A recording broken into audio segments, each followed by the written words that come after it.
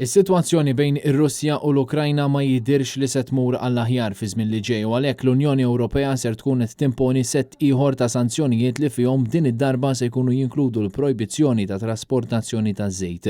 U hekk kif dawn id-diskussjonijiet jinżabu għaddejjin fil-jiem li ġejjin pajjiżna jrid jieħu pożizzjoni dwar x'se jagħmel u jekk hux se jadotta sanzjonijiet b'mod sħiħ. Dwar dan staqsejna lill-Prim Ministru Robert Abela.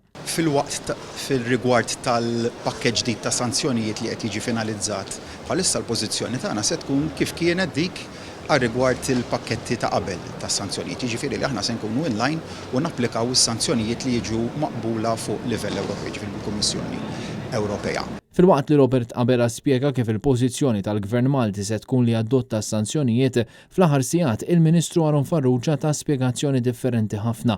Dan meta f'intervista ma' Times of Malta tax jifhem li pajjiżna se jipprova jilħaq kompromess mal-Unjoni Ewropea biex ma jdaħħalx is-sanzjonijiet kollha kif qed tipproponi l-President tal-Kummissjoni Ewropea Ursula von der Leyen.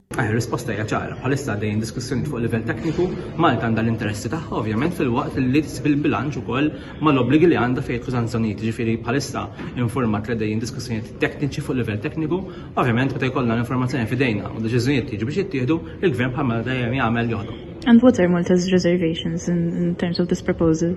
Jekk nitkellmu fuq iż-żejt, nitkellmu fuq pereżempju instanti jiena x-shipping industry pereżempju li Malta għandha importanza kbira anke strateġika u fejn jitlu wkoll il-bandiera Maltija fejn jidħol ix-shipping industry. Ġifieri inti għandek importanza kbira hemmhekk mhux bħal pajjiżi oħra, allura wieħed irid tipproteġi dak li għandu diġà. Ġifieri wieħed isib kompromess anke wara laqat tekniċi li pajjiżna għaddej minnhom. And what sort of compromise are you looking for from the EU? What do you want them to compromise on? Jkoll l-informazzjoni f'idejja nkun nista' ngħidlek. Illum bħalissa dejjin laqat tekniċi li wieħed irid jistana lilhom isiru.